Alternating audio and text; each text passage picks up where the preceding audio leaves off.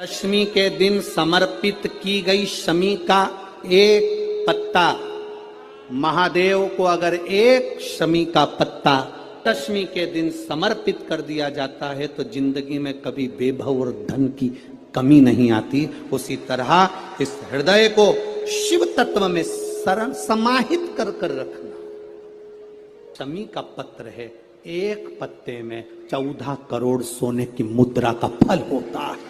उस दशमी के दिन जो एक शमी का पत्र भूलवश भी महादेव को समर्पित कर दे, उसकी जिंदगी में कभी संपदा की कमी ना आए। एक शमी का पत्र, एक शमी का पत्ता 14 करोड़ सोने की मुद्रा से प्रबल हो जाता है। शमी के वृक्ष के नीचे, बेलपत्री के वृक्ष के नीचे अगर भूल से भी बच्चा, बूढ़ा, कोई व्यक्ति एक पार्थिव शिवलिंग का निर्माण कर लेता है, भूलवश भी उस पे जल समर्पित कर देता है, भूलवश भी उसके भाव से पुष्प या शमी पत्र या बेलपत्र भी चढ़ा देता है, तो वो इस संसार में कहीं ना कहीं सुख भोगता ही है, उसके जीवन में दुख नहीं। प्रयास करा करो, अगर घर में संपदा लक्ष्मी नहीं आ रही हो, व्यापार व्यवसाय नहीं चल रहा हो, नौकरी सर्विस नहीं मिल रही हो, बहुत तकलीफ हो, 7 बेलपत्री केसर को घिसकर चंदन बनाकर बेलपत्री पर बीच वाली पत्ती पर ओम लिखना है। दोनों पत्तियों पर भी एक आद्यशक्ति जगदम्बा के नाम की केसर की बिंदी लगाना है, दूसरे में श्री गणेश रिद्धि सिद्धि के नाम की बिंदी लगाना है। शिव जी पर समर्पित करते जाना, शंकर को चढ़ाते जा। जल के पात्र में थोड़ा सा शहद, गंगा जल उसमें डालकर, पात्र में जल लेकर उसमें थोड़ा सा शहद, गंगा जल डालकर भगवान शंकर को कुंदकेश्वर महादेव के नाम से, कौन से महादेव? कुंदकेश्वर कहते हैं। बहुत बांधाओं में जब व्यक्ति पड़ जाता है, बहुत बांधाओं में जब व्यक्ति चला जाता है, कुछ ना कुछ समस्याओं में जब व्यक्ति फंसा रहता है, पड़ा रहता है, तो कुंदकेश्वर महादेव का स्मरण करना चाहिए। दूध, कच्चा दूध केवल शिवलिंग पे चढ़ाना चाहिए या पूरे शिव परिवार पे चढ़ाना चाहिए? प्रश्न अच्छा है। और शिव महापुराण की कथा, रुद्राक्षोत्सव चल रहा है, तो आप उसको समझें। दूध केवल शिवलिंग पे चढ़ाना चाहिए या जो शिवलिंग के आसपास में सभी परिवार विराजमान होता है उस पे भी चढ़ाना चाहिए? अगर लिंग पुराण आप उठाकर देखेंगे तो लिंग पुराण में एक बड़ा सुंदर संवाद आता है जिसमें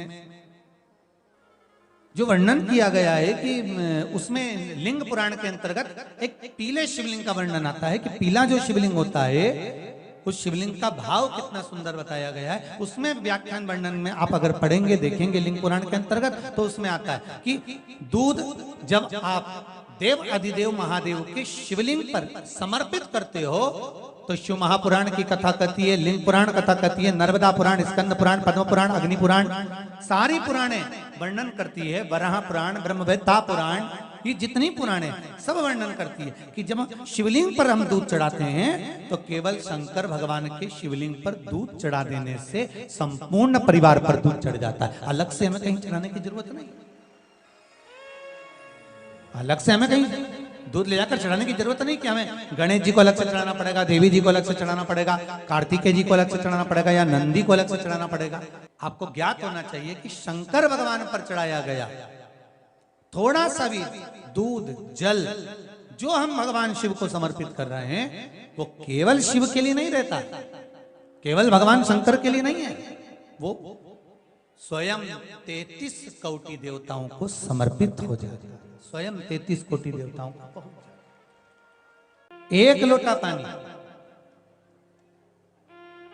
बेलपत्री आप शिवलिंग पर पहले चढ़ा रहे हैं, उसके बाद जल चढ़ा रहे हैं।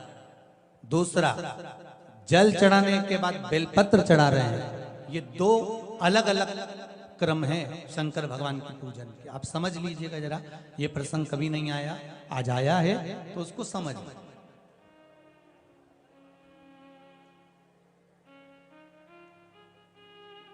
पहले बेलपत्र, उसके बाद में जल जो चढ़ाया जाता है, ये रोग मुक्ति के लिए चढ़ाया जाता है। आप शिव मंदिर में जाकर दर्शन करेंगे तो दो चीजें अपने को दर्शन करने को मिलेगी। एक, भक्त आता है शंकर जी के मंदिर में, लोग भाव से पहुंचते हैं तो पहले वो क्या करते हैं, पहले बेलपत्री चढ़ा देते हैं, फिर जल चढ़ा देते हैं। और एक भक्त जो शिव मंदिर में पहुंचता है, पहले जल चढ़ाता है, फिर बेलपत्र चढ़ाता है। दोनों का अलग अलग क्रम है, दोनों का अलग अलग भाव वर्णन है। पहला, अगर बेलपत्र चढ़ाया है और उसके बाद अगर आप शंकर भगवान पे जल चढ़ा रहे हो तो ये रोग मुक्ति के लिए होता है। जैसे बड़े रोग किसी को हो जाए, रोग किसी को घेर ले, तो वो बेलपत्री चढ़ाने के बाद फिर जल चढ़ाएगा तो उसको रोग थम जाएगा और फिर वो रोग आगे नहीं बढ़ेगा, आगे नहीं बढ़ेगा। रोगों को थामने के लिए बेलपत्री पहले, फिर जल। कुछ कार्य के लिए आप, सिद्धता के लिए आप, अच्छे कार्य के लिए आप, मन की प्रसन्नता के लिए, आनंदता के लिए आप शिव आराधना कर रहे हो, आप शंकर की आराधना कर रहे हो, तो आप जल चढ़ाकर फिर बेलपत्री चढ़ाए, उसका लाभ आनंद में। आपने जल चढ़ाया, उसके बाद बेलपत्र चढ़ाया। बस एक बात का स्मरण आपको होना चाहिए शिव महापुराण का, कि जब भी आप भगवान शंकर को बेलपत्र चढ़ाते हैं, बेलपत्र समर्पित करते हैं, बेलपत्र समर्पित करते समय प्रयास करा करें कि ये बेलपत्र को जब भी आप समर्पित करें, प्रयास करें कि बीच की जो पत्ती होती है बेलपत्र की, मध्य की जो पत्ती होती है, उसको अंगुष्ठ से पकड़ा जाए। उसके बाद में आप फिर बेलपत्री को शिव पर समर्पित करें, प्रयास करिए। बेलपत्र जो हम भगवान शंकर को समर्पित करते हैं, उसका मध्य जो भाग होता है, बेलपत्री का जो 3 देवताओं का मध्य जो भाग होता है, उसको पकड़कर बेलपत्री को शिव को समर्पित